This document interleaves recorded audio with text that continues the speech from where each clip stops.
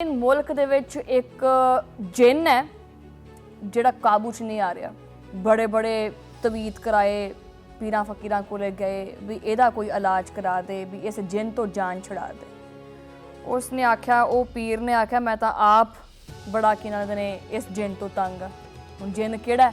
महंगाई वाला, क्योंकि महंगाई तुहानूं पता पूरे मुल्क दे विच अरूज दे उत्ते है। अजकल तो ये सिचुएशन चलती पई है कि एक दुखी इंसान कहता है कि मैं बड़ा दुखी हाँ, क्यों ना किसी सुखी कोले चलदा वा। जो वो अपना समान समून पैक करके जिस बंदे नूं वो समझदा ना कि ये सुखी है अपनी जिंदगी दे विच, इहनूं कोई तकलीफ नहीं हैगी, कोई टेंशन नहीं हैगी, तो मैं उहदे कोले जाना वा। उस सुखी इंसान दे कोले जाके उहनूं पता चलदा है कि ये तां मेरे नालों भी ज़्यादा दुखी है। हालातों वाक़ियात इदां दे बने पे है, हर इंसान तंग है और ये हर नंग दे दिन दे नाल नाल मजीद ये मामला संगीन हुंदा जा रहा है। आवाम दियां पहले चीकां निकलदियां पईयां सी, हुण चीख चीख के संग ही बह गया, हुण चीख भी नहीं निकलदी पई। हुकूमत दी कोई रिट नहीं हैगी, मुनाफा खोर जड़े ने वो सरगर्म ने, कोई पुछण दसण वाला नहीं हैगा। महंगाई वध के 9.66% तक पहुंच गई है। आम शहरी और मेहनत कश तबका जड़ा है ना, वो हुण एक वक्त जी रोटी है ना, उसका इंतजाम भी उहदे वास्ते मुश्किल होया पिया। आवाम दी कुवत खरीद मुकम्मल तौर दे उत्ते डैड हो चुकी है, लेकिन एवाना दे विच बैठे हुक्मरान वो आपदे ही सिस्टम सीधे पदरे कीती जांदे है। आखिर हस्पताल लेकर चलेंगे, हस्पताल से फलाना क्यों कर दिया, नहीं नहीं वो सबके लिए कानून एक होना। अच्छा, ये आपदे ही रौलियां च लगे हुए है। इन्हां नूं वो कहंदे ना, पंजाबी दी एक कहावत एक होर ज़हन च आ रही है कि कोई मरे कोई जिए ते फलाना घोल पतासे पिए, वो वाला सिस्टम चलदा पिया।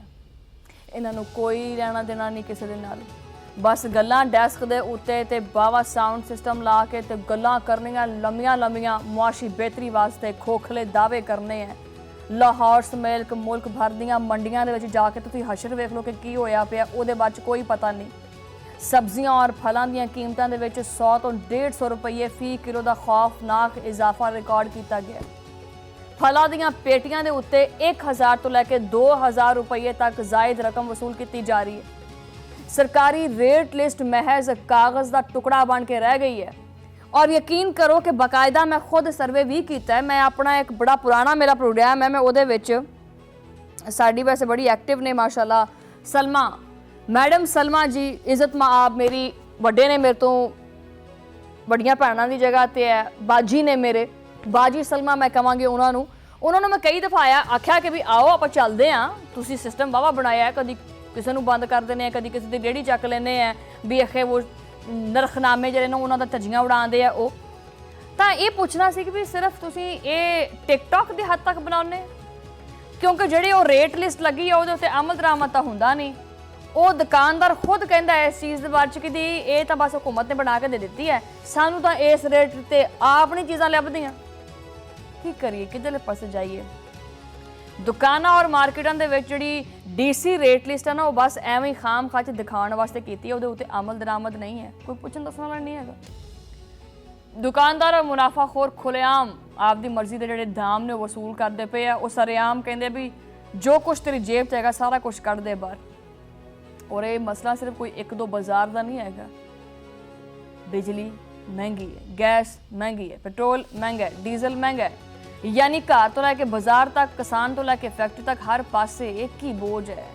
इस बदतरीन महंगाई के दौर दे विच आवाम दे उत्ते ये पेट्रोल और हाई स्पीड डीजल की असल कीमतां दे उत्ते भी भारी टैक्स का बोझ वो भी लद दिता है कि ये भी चुको, शाबाश तुहाडा लक बड़ा मजबूत है। कहंदे पाकिस्तान की आवाम का लक बड़ा मजबूत है, वो जिन्ना मर्जी बोझ पाओ चक लेगा, जिन्ना मर्जी सरियां ला दो भावें उहदे उत्ते। शहरी जिहड़े ने वो 1 लीटर पेट्रोल के उत्ते मजमूई तौर के उत्ते 130 रुपये 75 पैसे सिर्फ लीवी टैक्स और मार्जिनस की मद दे विच अदा करने उत्ते मजबूर ने, जबकि 1 लीटर हाई स्पीड डीजल के उत्ते 122 रुपये 47 पैसे का नाजायज़ जिहड़ा बोझ है ना, वो भी पाया गया। डीजल की असल बुनियादी लागत सिर्फ 245 रुपये 82 पैसे है, लेकिन ये आवाम नूं 300 जिहड़ा ना वो 68 रुपए 19 पैसे फी लीटर के हिसाब ਨਾਲ ਜਿਹੜਾ ਨਾ ਉਹ ਵੇਚਿਆ ਜਾ ਰਿਹਾ ਹੈ। ਪੈਟਰੋਲੀਅਮ ਮਸਨੂਆਤ ਦੀ ਇਸ ਜ਼ਾਲਮਾਨਾ ਕੀਮਤ ਨੇ ਟਰਾਂਸਪੋਰਟ ਤੋਂ ਲੈ ਕੇ तमाम ਜਿੰਨੀਆਂ ਵੀ ਖਾਣ ਪੀਣ ਦੀਆਂ ਅਸ਼ੀਆਂ ਨੇ ਨਾ ਉਹ ਦੂਰ ਕਰਤੀਆਂ। ਸ਼ਹਿਰੀ ਸਿਰਫ ਦੂਰਬੀਨ ਲਾ ਕੇ ਉਹਨਾਂ ਚੀਜ਼ਾਂ ਨੂੰ ਦੇਖਦਾ ਹੈ, ਬਸ ਉਹਨਾਂ ਤੱਕ ਪਹੁੰਚ ਨਹੀਂ ਸਕਦਾ। ਔਰ ਇਸ ਸੂਰਤ ਹਾਲ ਦੇ ਉੱਤੇ ਸੈਨੇਟ ਦੀ ਕਾਇਮਾ ਕਮੇਟੀ ਬਰਾਏ ਦਫਾਈ ਪੈਦਾਵਾਰ ਦੇ ਚੇਅਰਮੈਨ ਮੁਹੰਮਦ ਅਬਦੁਲ ਕਾਦਰ ਨੇ ਵੀ ਹਕੂਮਤੀ ਨਾਲਾਇਕੀ ਦਾ ਜਿਹੜਾ ਪਰਦਾ ਚਾਕ ਕੀਤਾ ਹੈ। ਉਹਨਾਂ ਨੇ ਆਪਦੇ ਬਿਆਨ ਦੇ ਵਿੱਚ ਖਬਰਦਾਰ ਕੀਤਾ ਹੈ ਕਿ ਮੁਲਕ ਭਰ ਦੇ ਵਿੱਚ 23 ਬੁਨਿਆਦੀ ਜਿਹੜੀਆਂ ਜ਼ਰੂਰਤ ਦੀਆਂ ਚੀਜ਼ਾਂ ਨੇ ਉਹਨਾਂ ਦੀਆਂ ਕੀਮਤਾਂ ਦੇ ਵਿੱਚ ਬਿਲਾ ਜਵਾਜ਼ ਇੱਕ ਮਸਨੂਈ ਇਜ਼ਾਫਾ ਇਹ ਕੀਤਾ ਗਿਆ, ਸਿਰਫ ਆਵਾਮ ਦੇ ਉੱਤੇ ਸ਼ਦੀਦ ਬੋਝ ਪਾਇਆ ਗਿਆ। ਉਹਨਾਂ ਨੇ ਆਖਿਆ ਕਿ ਮੁਨਾਫਾਖੋਰ ਔਰ ਮਾਫੀਆ ਜਿਹੜੇ ਹੈਗੇ ਨੇ ਉਹ ਅਸ਼ੀਆ ਜ਼ਰੂਰੀਅਤ ਦੀਆਂ ਕੀਮਤਾਂ ਨੂੰ ਖੁਦ ਸਾਖਤਾ ਤੌਰ ਦੇ ਉੱਤੇ ਵਧਾ ਦਿੰਦੇ ਔਰ ਹਕੂਮਤ ਇਹਨਾਂ ਦੇ ਖਿਲਾਫ ਇਕਦਾਮ ਕਰਨ ਦੇ ਵਿੱਚ ਬਿਲਕੁਲ ਨਾਕਾਮ ਹੋ ਚੁੱਕੀ ਹੈ। उन्होंने मुतालबा किया कि हुकूमत फौरी तौर के उत्ते महंगाई के उत्ते काबू पाने वास्ते माफियाज के खिलाफ बिला इम्तियाज और सख्त तरीन कार्रवाई करे, वरना हालात कंट्रोल तो बाहर हो जाएंगे। एक हफ्ते के अंदर 20 किलो आटे के थैले की कीमत के उत्ते 100 रुपये तो ज़्यादा का इजाफा किया गया। जो बुनियादी खुराक जी है वही इंसान की पहुँच तो बाहर हो जानी है, तो फिर मुआशरे के सबर का पैमाना लबरेज होंगे और क्राइम रेशो बढ़ती है। लेकिन अवाम पूछते पे कि जी तुम कहने ना कार्रवाई करेंगे, हम ऐसा करेंगे, ये होगा वो होगा, ये कब होगा, कब करेंगे, क्या होगा, कदों होगा कब होगा ना, ये बताएं ना आप हमें किन खिलाफ होएगा। क्योंकि बाजार के मुनाफाखोर सरगर्म ने तो सरकारी इदारे की करते पे ने कि सत्तू पी के सुते पे ने। अगर मसनूई महंगाई होंदी पई है तो निगरानी कौन करेगा, असी करांगे या तुसी करनी है। अगर जखीरा अंदोजी होंदी पई है तो इन्हां गदामां नूं देखदा कौन पिया है। अगर नाजायज़ मुनाफा कमाया जा रहा है तो इसका जिम्मेदार कौन है, उन्होंने किन्ने पूछना है कि बस बानी नूं ही ले जाओ तो बानी नूं ले आओ, बानी को ये क्यों कर दिया, बानी को वो क्यों कर दिया, बस यही गेम चलती पई अजकल। तो आवाम दी जिहड़ियां चीकां कूकां ने वो तो जिहड़े ना उन्होंने सुनाई नहीं दिंदियां पईयां। आवाम दियां सड़कों के उत्ते दुहाइयां और हुक्मरानां दे आपदे मफाद वास्ते असैंबलियां दे विच कवानीन बस यही चलते पे। इस मुआशी तबाही और शदीद अवामी गुस्से तो बाद हुण मुल्क भर दे विच धरने, एहतजाज और लॉन्ग मार्च का एक नवा खतरनाक सीजन, जिस तरह पाकिस्तान दे विच मौसम है ना सर्दी गर्मी बहार खजा, इस तरह एक महंगाई का सीजन भी आंदा है। ये खतरनाक जिहड़ा एहतजाज का सीजन है, खास करके एहतजाजन का सीजन, महंगाई का नहीं, एहतजाज का सीजन, एक खतरनाक सीजन है, इसका बाकायदा आगाज हो चुका है। जमात इस्लामी ने पेट्रोलियम लीवी और जालमाना टैक्सों के खिलाफ मुल्क गिर एहतजाज का जरा ना उन्होंने आख्या कि भी हम करेंगे। मुल्क के मुख्तलिफ छोटे वड्डे शहरों के जमात इस्लामी धरने मुसलसल जारी रखेगी और जारी ने। अमीर जमात इस्लामी हाफिज नईमुर रहमान ने वाज़ेह तौर पर कह दिता कि हुण फैसला कुन मरहला आ गया है, अब हम पीछे नहीं हटेंगे, बस असी 30 के उत्ते हैं। हुण पंजाबी च कहते ना असी 30 ते हैं, हुण अखीर होगी साडी, बस ये सबर का पैमाना लबरेज हो चुका है।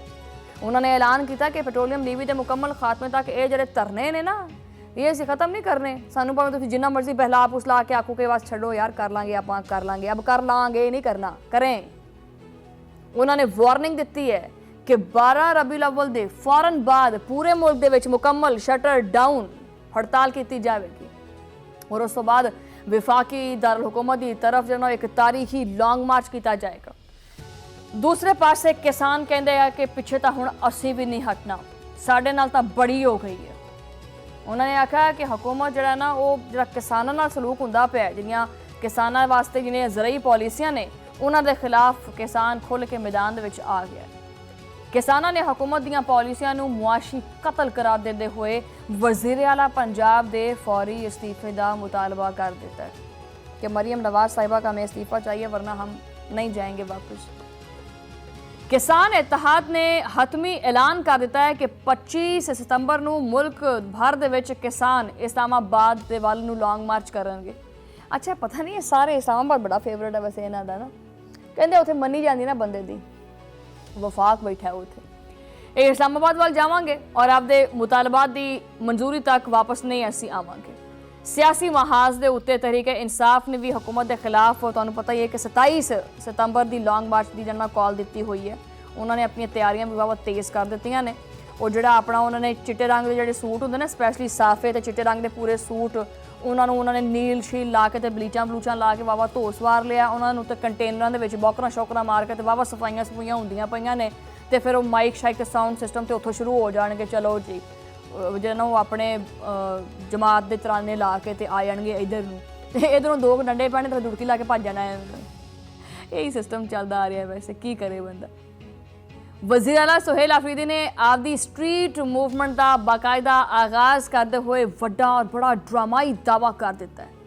अच्छा इनू भी बड़ी एक्टिंग आ गई वैसे उन्होंने आख्या कि 27 सितंबर को इस्लामाबाद के वाल 20 लाख नहीं ओए होए होए होए क्या कहूँ अब मैं इसके ऊपर क्या 20 लाख नहीं 20 लाख तो एवं इन्हों का दाड़ गिली नहीं होनी इस्लामाबाद की 20 लाख मतलब ना इस्लामाबाद की दाड़ गिली नहीं होनी असी बल्कि 40 लाख लोग मार्च करांगे 40 लाख लोग लाजिम है कि हम देखेंगे 27 सितंबर को कितने के लोग आते हैं वहाँ पे। सीनियर रहनुमा असद कैसर ने भी दावा किया है कि 27 सितंबर के इस अजीम उर शान लॉन्ग मार्च के तमाम आपोजिशन जमात एक प्लेटफार्म के उत्ते बह के एक ही प्लेट के रोटी खाणगियां। इस शदीद मुआशी बदहाली जी है ना वो सड़कों के उत्ते जारी धरने और सियासी तूफान के दौरान विफाकी वजीर कौमी गजाई तहफ़्फ़ुज़ व तहकीक राणा तनवीर हुसैन का एक रवायती और सरकारी बयान सामने आया है।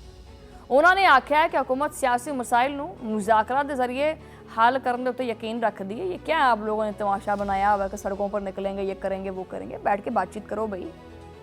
उन्होंने आख्या कि वज़ीर आज़म शहबाज शरीफ माजी दे विच भी आपोजिशन दे नाल गलबात करते रहे हैं उन्होंने मुज़ाकरा की दावत दे चुके हैं और PTI नूं हुण समझ आना चाहिए कि सियासत दे विच सिर्फ जमहूरी तरीका अपनाया जाता है लेकिन इत्थे सब तो वड्डा सवाल यह पैदा होता है कि जो आम शहरी की कुव्वत खरीद मुकम्मल तौर के उत्ते ही डैड हो जाए जो गरीब के बच्चे भुख के नाल बिलकण तो हुकूमती रिलीफ कदों और किवें मिलेगा कौन देगा कि हुकूमत सिर्फ मुज़ाकरा का ये जो लॉलीपॉप है जिहदे हुण रस भी कोई नहीं है सुक्का ही लॉलीपॉप है शीरा भी विच नहीं है उवें ही फड़ा देंगे कि भी लो यही चूसी बैठे चूसी जाओ ठीक है जो ਜਿਹੜੀਆਂ ਹਾਂਡੀਆਂ ਇਹ ਚੁੱਲ੍ਹੇ ਦੇ ਉੱਤੇ ਨਾ ਚੜਨ ਤਾਂ ਕੀ ਫਾਇਦਾ ਇਹਨਾਂ ਖੋਖਲੇ ਦਾਅਵਿਆਂ ਦਾ ਉਧਰੋਂ ਆਪੋਜੀਸ਼ਨ ਨਿਕਲੇਗੀ ਇਧਰੋਂ हुकूमत निकलेगी चलो जी अल्लाह खैर सला। आज सवाल ये नहीं है कि महंगाई कितने फीसद सवाल ये है कि आम आदमी किन्ने दिन मजीद या किन्ना अरसा मजीद चीज़ बर्दाश्त करेगा। सवाल यह है कि मजदूर आपके बच्चों वास्ते किन्नियां चीज़ां छड्डेगा किन्नियां चीज़ां छड्ड देगा। एक किसान आपकी फसल की लागत किवें पूरी करेगा एक तनख्वाहदार घर का बजट किदां चलेगा ਇਹਦਾ जवाब अगर इन्हों को पूछ लो तो कहेंगे कि चुप करें आप हाँ जी आप बताएं क्या कह रहे थे उनका भी सवाल सुन लेंगे तो उनका भी सुन लेंगे तो इन्नी देर के सारा कुछ खत्म हो जाएगा कहेंगे अच्छा जी अस्सलाम वालेकुम आपसे फिर बाद में मुलाकात होगी। मैं नहीं कितने चली वैसे मैं इतना ही हाँ